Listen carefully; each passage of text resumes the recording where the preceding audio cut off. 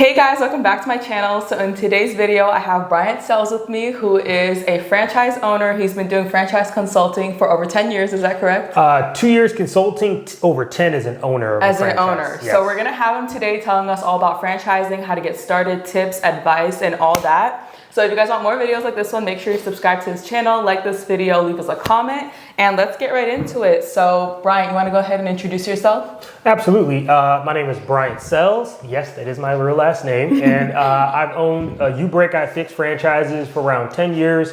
That's really how I got my start into franchising. My dad also invested in a breakfast brunch franchise, so I got some experience from there as well. Around 2 years ago, I started doing franchise consulting, which the best way to describe that is I educate my clients about franchising and connect them with one of the over 700 brands that I represent. Wow. That's what I do, and that's what I've been doing. I love that. Yeah, I think we have franchises all around us. We don't realize that Starbucks is a franchise, gyms are franchises. Correct. Domino's is a franchise. Right. They're literally all around us. And I think this is such an opportunity that we should really educate on, because it's a great way to start a business without kind of doing everything yourself. That kind of brings me to my first question. So as we know, startup businesses, 90% of them fail in their first year of starting. Now, when you look at that statistic for franchises, that number is significantly lower. It's 50%. Right. So I guess, can you walk us, through like the benefits of owning a franchise? Why would somebody have a franchise instead of their own business? Okay, so the core reason why franchising is successful is not brand recognition like a lot of people think. They think you buy McDonald's because everybody recognizes the logo and the brand, but in reality, it's the processes and the business intelligence behind that business model that's really what they're selling. It's the fact that the owners of that franchise have already tried, tested again and again and again the processes. So by the time they sell you their operations as a franchisee, they've tested this business model dozens and dozens of times. Right. So it's versus if me and you decide to write a business plan down, we have to anticipate if our business plan is going to work, but we won't know it's going to work because it's not as tried and true as a franchise. And because of that reality you just mentioned, it's a lot easier to get funding for a franchise than it is a non-franchise business, because the success rate is so much better for a franchise, like you mentioned. Yeah, because you're basically, you're not reinventing the wheel. You're kind of taking something that's already there and you're just basically growing it, from my understanding. So I guess with getting into franchising, can you kind of walk us through the process of becoming a franchisee and talk about a little bit of the startup capital that might be involved in buying a franchise? Right. So that's kind of the best part, is the explaining to people how to access capital, access to capital and using other people's money. This is what defines the behaviors of the rich and wealthy, honestly. So with franchising, the average franchise I sell is around 100 to maybe 200,000. And anytime you hear a price quoted in franchising, that's the franchise fee, all of your initial costs to get the business started, as well as 3 months of operating capital to actually get it going. Okay. So any price quoted, that's kind of what's in it. So between 100 to 200. And to get it open, most people don't use cash, just like you don't buy a house cash normally. You don't normally buy a car cash. People barely pay cash for freaking Starbucks these days. They finance everything. Naturally, you finance a franchise. So this is very general speaking, right? Because it's a case by case when it comes to getting your capital. But generally speaking, if your credit score is above a 680, if you can get around 15 to 20K liquid, and you're have a net worth of around 150 and up, and if you struggle with calculating your net worth, is just all your assets minus your liabilities to get that net worth, then you could probably qualify for around 150 up in capital through an SBA. So just to give people an idea of where you need to get to kind of qualify, if you don't have any assets in your name, like property is the main one my clients tend to have to get their net worth where it needs to be, it's pretty tough to get capital. Right. They got to show you got something, because if you have negative debt to income ratio, you're never gonna get a loan. Yeah. just being honest. And I always heard from one of my mentors that if you're financing your own deals, you're not doing enough deals. So I feel like one of the skills that everyone needs to learn is how to get funding. As a beginner, is there any specific steps I guess they should take before becoming a franchise owner? Does it require any kind of like education or skills? Like, what would you recommend for someone thinking about getting started? So if you don't have a management background, if I took any training, I would take management training. Management, right. Okay. And there's coaches, if you email me, I can connect you with a management coach who just specifically teach those techniques, because franchising is all about managing the manager. That's really the key to being a real entrepreneur. Because if you don't learn how to manage the manager, you're going to end up working in your own business, which is not the point of franchising. Right. The point is to open up 5, 10, 15. You can never do that without strong management skills. So that's what I would suggest. That's where I screwed up personally. I felt like early on, because I got into entrepreneurship so early. I never had traditional management training. I was just a kid, and I just messed up, So that's the best way I can answer that question. Management training, and then right after that is financial literacy training. First of all, hire an accountant. Don't do your own books. I totally agree. My God, it's so worth it hiring an accountant. Hire an accountant, trust me, because the amount of money you will save by not making tax liability mistakes, as well as other hard to see mistakes. You just won't see it, because it's hard to see money without having a background and looking at money. It's just going to look like Chinese unless you understand how cash flow and books really work. So management training, financial training, and that's probably where I would go. I love that. So this isn't something you need a college degree for then? Heck no. Yeah, no. You would say that this is something, learn those skills, figure out how to do it, hire someone to do it better than you, and then focus on the management part. Right. Not rocket science either. These very simple things you can abide to like do great. But people, those stats you brought up at the very beginning, the 90% failing and the 50, like these are all people who are not good business operators. Like just straight up, it's not easy it's easy to run a business poorly. Anybody, whatever. Absolutely. Anybody can run a business Most poorly. people do. Right. But it's hard to run a business the right way, because you have to really resist a lot of natural urges to want to do certain things. Yes. Bad habits like micromanaging is a classic. A lot of people have struggled to hire a person and let it go. Yeah. Right? They just want to get it on their hands on it so bad. But real entrepreneurs understand, like, I'm outsource.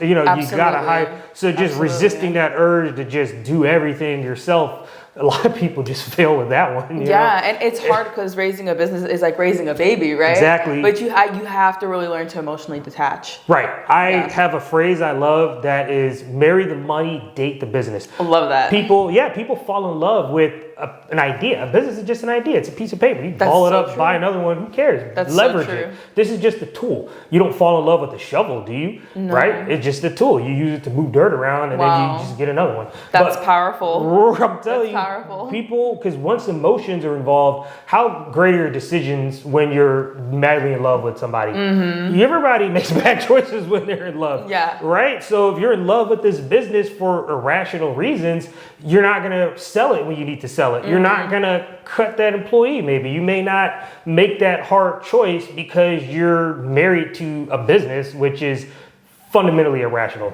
Absolutely. Don't do that. I agree. I think emotions is one of those things that really get people, and people fail, is they get too emotionally tied to everything in business. The numbers, how the employees are doing things, how the logo looks. I mean, it's emotions. And like you were saying, when people are operating on emotions, it's going to be like an up and down roller coaster when it needs to be steady. It is an emotional roller coaster naturally.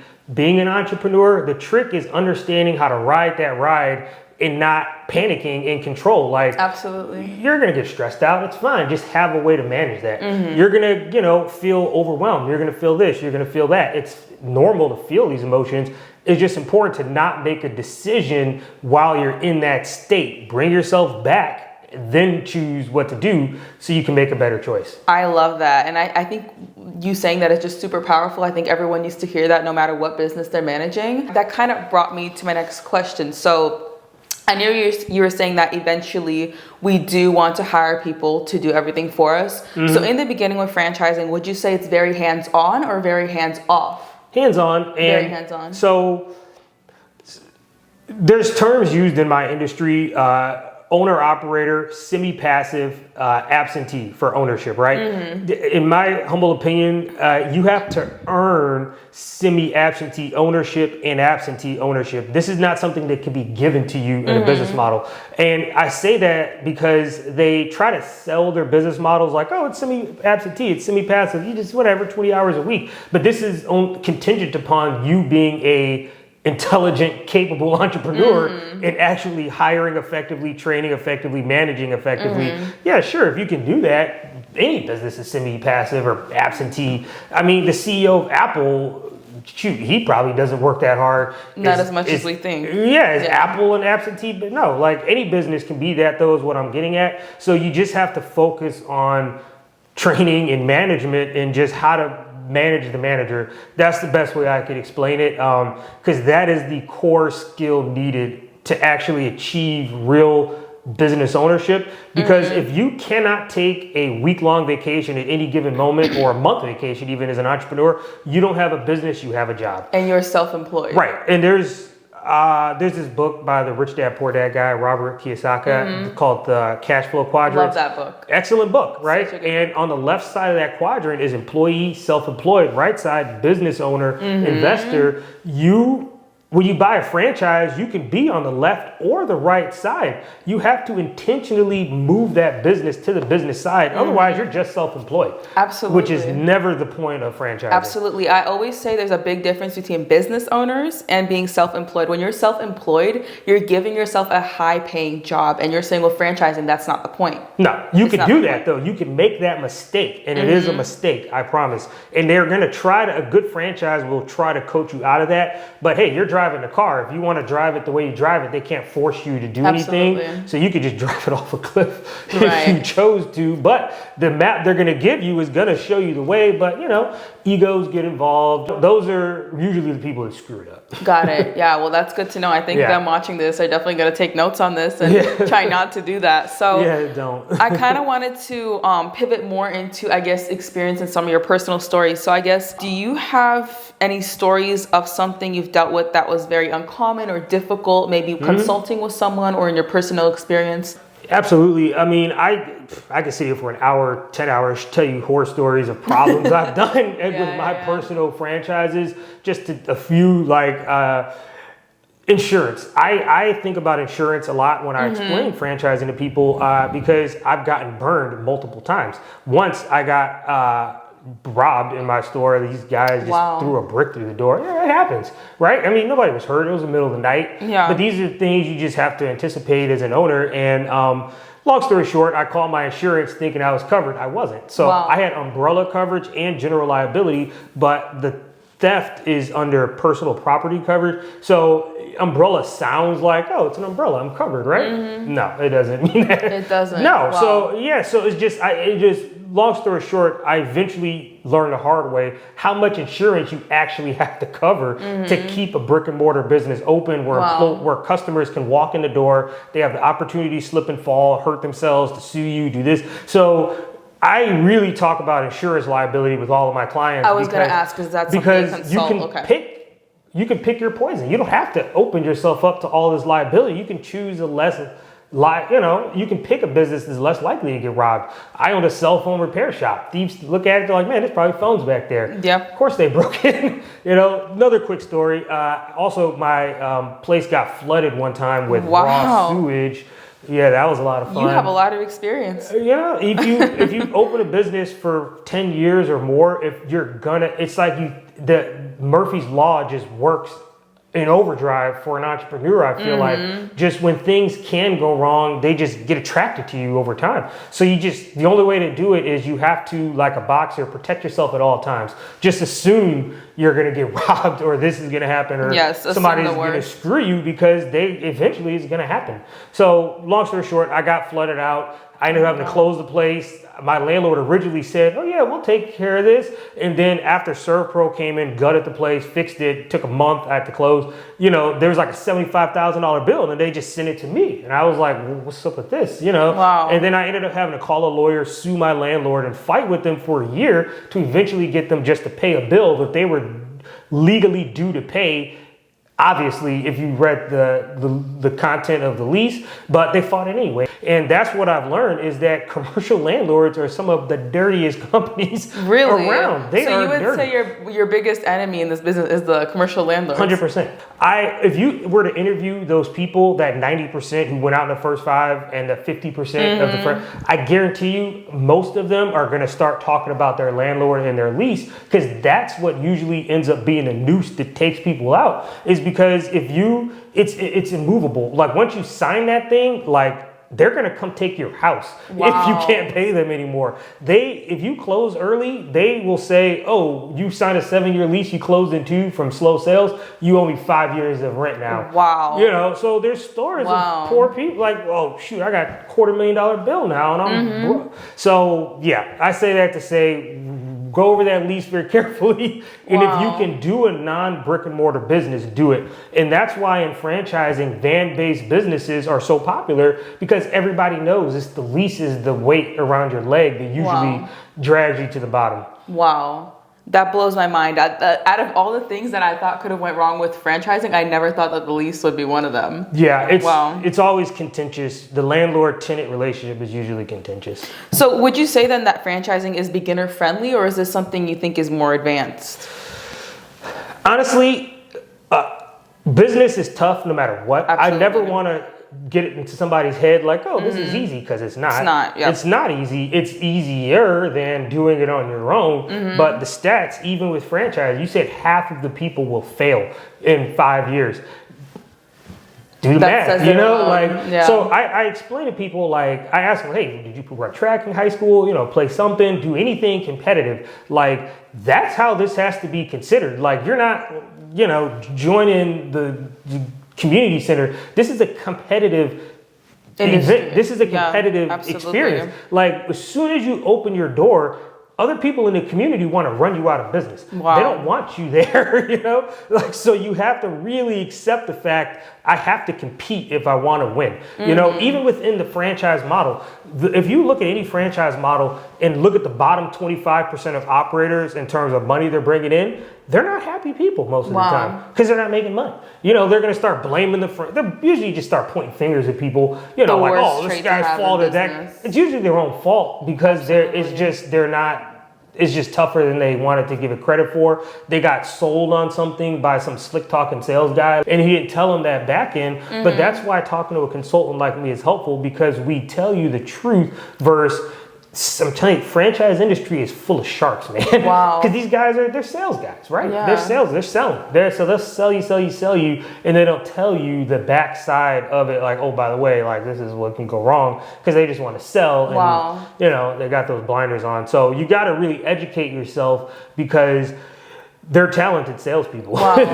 So when you I guess commit is the word. When you commit to buying a franchise, is there some kind of contractual agreement you have to have, or is it something you can bail out on last minute? Because I remember you were saying that if you close it early, for example, you still own the rent. So is there some kind of obligation for people? Right. 100%. So the franchise agreement is what you sign, right? And this is usually a 10-year agreement, sometimes 20. And all sorts of caveats can be in that agreement, whether it's, you have to open more units within a certain amount of time, which they call an area development agreement, or all sorts of stuff. Honestly, there's a lot of control in there, and it's usually not anything negative, but you should go through it and understand territory, all sorts of obligations that we put upon you. But if you close early, usually they will show up and try to buy you out, or they're not going to stop you from closing the franchise because they're really trying to help you, right? That landlord is not trying to help you, but the franchise is.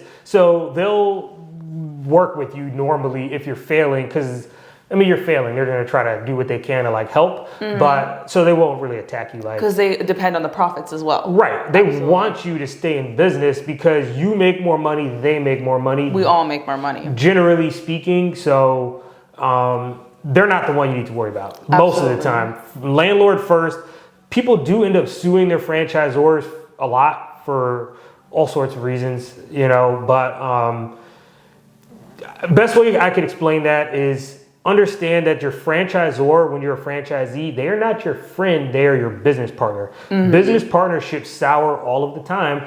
Just understand that they are not your friend, your partner. You gotta just treat them as such because friction can occur sometimes. Absolutely. And lawsuits and all that good noise. Wow. Well, on that note, let's pivot and talk about a success story you had. So tell me about a success story you had either from selling a franchise to someone or helping someone get one or yourself. Absolutely. So share with us that. Yeah, so I worked with a client recently and he was a big restaurant guy, so he really wanted a restaurant, all right? And I normally don't advise people to buy restaurants unless you have prior experience because they're tough to run. Absolutely. A lot of low-wage employees, a lot of turnover, high overhead, very large square footage, a lot of equipment, usually $600,000-700,000 just to start this thing, one unit. So anyway, he asked me for a restaurant. I ended up connecting him with a milkshake franchise. And the reason why is there were certain advantages to sell premium milkshakes.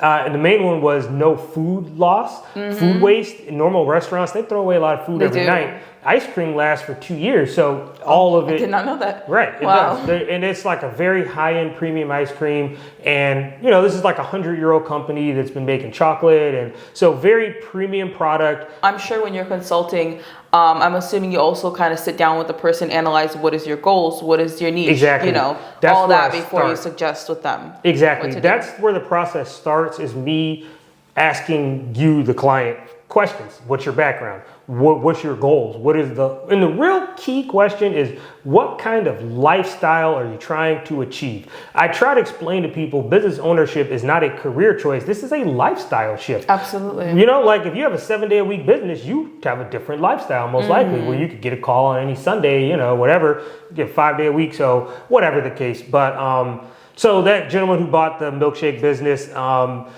it worked out for him. He's opened it down in Riverview. Awesome. He's super excited about it. And one other small thing about that business model, the inflation, everybody knows inflation is going up. Discretionary income is going down. Milkshakes are such a nice, fun experience. It's almost shifting out of the food and beverage space into the entertainment space, where if you're a family of 2 or 3, your kids are clamoring, you want to do something fun for them on a Saturday, you may not go to Busch Gardens anymore. You might just take them and get a milkshake, you know, because it makes them happy, they're excited, it gets them out of the house. So it's a nice business that even in a down economy, people probably go still get a milkshake. Because it's not expensive. It's like you said, fun. It's like cheap date. It's like, a cheap take date. your kids there. It's an emotional pick-me-up. So, you know, down economy, being in a space that people emotionally attach as a pick-me-up, not a bad place to be. I love that. So with that being said, I kind of wanted to ask you about some market trends. So we know recently the U.S. has been hit with a recession and we had COVID and IT was hit, for example, pretty bad with all that. With franchising, is there any market trends that you see are either concerning or good, or like how's it looking for franchising in the future?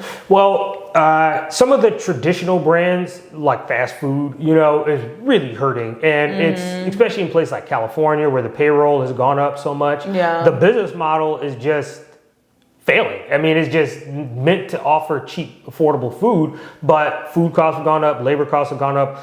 The equation is off now where if the business equation goes off where the owner's not making any money, you either shut it down or you just whatever, give up. So I've noticed a lot of them are struggling to say the least. So that's the negative side. The positive trends in franchising, health and wellness are going way up. Home service brands are always extremely popular.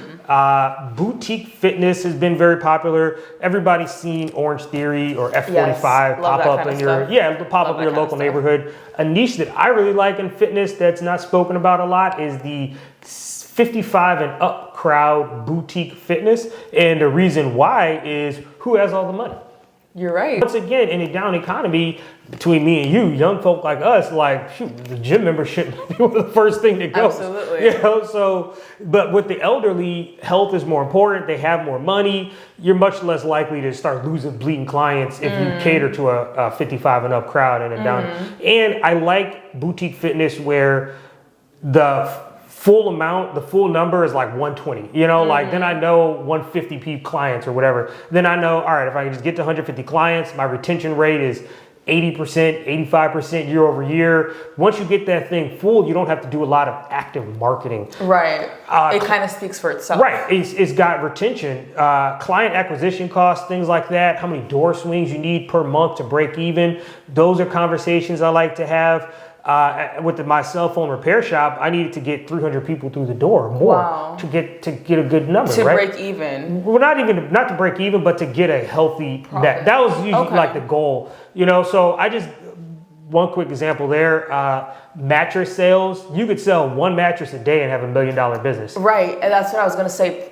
There's a difference in different businesses, right? Like there could be low ticket items and high ticket items. Right. And high ticket items, you don't need as many sales. No, and the margins are better. Absolutely. Net margins are defines all of business in my opinion. I don't like businesses with net margins below 20% personally. Okay. Because it's you just open yourself up to market changes like the fast food people. And if it's too thin, it might stop making sense from small changes in the economy. Okay.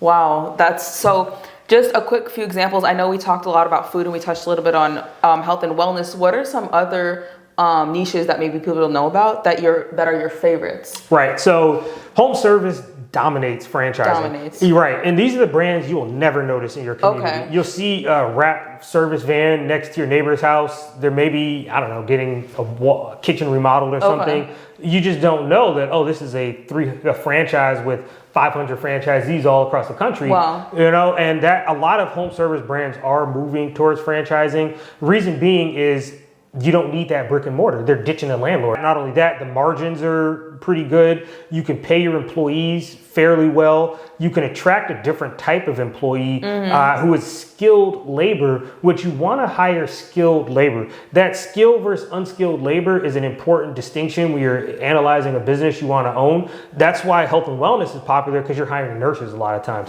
Home service, you're hiring handymen, people with skills. So they're easier to pay well, easier to retain, less turnover, things of that nature. So just to be specific, there's a drywall patching franchise I'm very fond of. Reason being is it's a niche. Niches make riches. A lot of my favorite franchises are ugly industries, as I like to say. People are always attracted to the sexy businesses on Main Street on the corner, like ice cream shops and beauty salons. But a lot of times the dirty jobs pay the best. It's a fantastic niche to get into. There's a lot of professionals in every community, handymen, everything like that, but they don't really like doing drywall repair. They want to shoot for bigger jobs usually, and it's a wide open lane.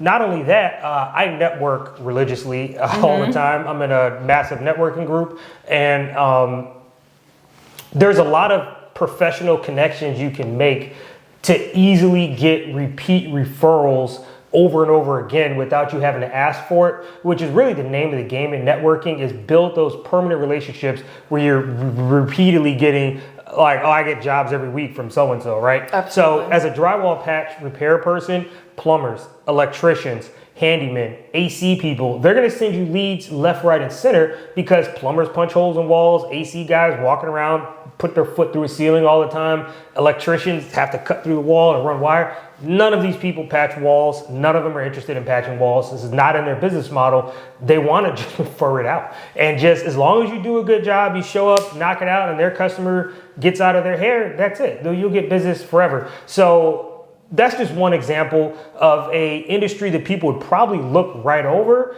but the money is fantastic. Wow. And one technician to run it, one wrap van, credit card to Home Depot to go get drywall, and you're on your way. A lot of other benefits there. Talk to me if you want. Insurance benefits.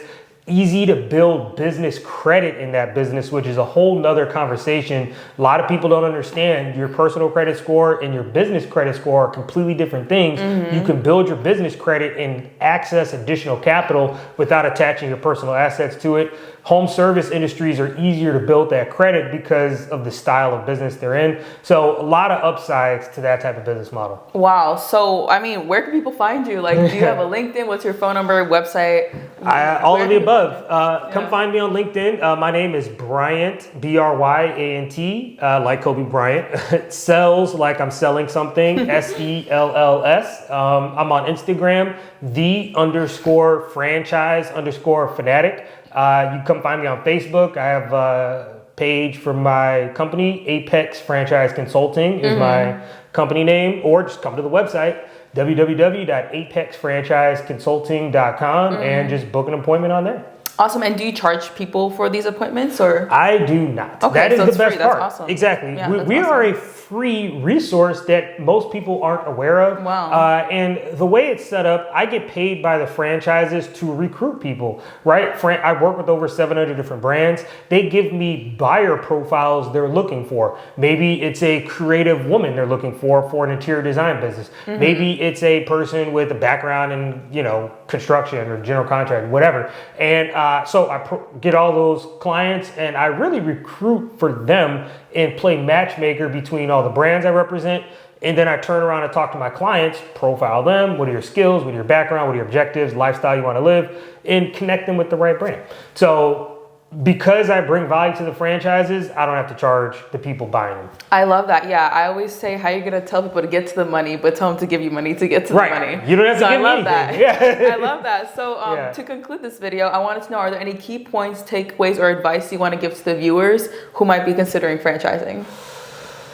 Absolutely. I would say read. I do feel like reading books can be very helpful just to inspire you to want to take that leap, because it's very scary. Fear is the number one barrier between getting from where you are to where you want to go, generally speaking, right? So I like the idea of getting into entrepreneurship early. That would be my advice. I was pretty lucky. I got into U-Break I Fix around 22. Situationally, it just happened that way. But if you are a young person, talk to your parents. Maybe you're not into college like that, like a lot of people aren't. 4-year degree, if you talk about books, room, housing, and everything, is around the same cost as buying that drywall packaging franchise I just mentioned. It's another point I point out is that college debt cannot be erased in a bankruptcy court. Wow. But SBA loans, I can connect you with a bankruptcy attorney who can make that crap go away. Wow. You could fail. And I guess to sum that up, do not be afraid of failure. I think America teaches us young in school, like, oh, got to get good grades. Absolutely. If you fail this test, you're destroyed. It's all over. But the kids who get the best grades are the ones who just avoid failing. But at the end of the day, is that actually going to make you smarter? Wow. Or are you going to get smarter by actually screwing it up and then just not giving up? Wow. But that's what it's about. Don't get down on yourself. Just make sure your next hustle is your best hustle. Absolutely. The last one, just knock it out of your head. Everybody closes businesses. I ended up having to close one of my franchises. It was sad as hell, but I'm growing. I love that. So just make sure your next hustle is your best hustle and you'll get there. Absolutely. If you're not failing, you're not learning. Yeah, you're not trying hard enough. Yeah, I agree. You have to fail to learn and make these mistakes to get better. Gotta put yourself out there. With that being said, I want to thank you so much for coming on. I'm also going to have all of his details down below, guys. If you want to get in contact with him, we're going to have his LinkedIn, phone number, email, website, everything. And as he said, he doesn't charge for these consultations. So if it's something you want to kind of delve in or you're considering it seriously, make sure to hit up Bryant. And with that being said, I want to say thank you guys so much for watching, and I'll see you guys in the next video. Bye. Bye.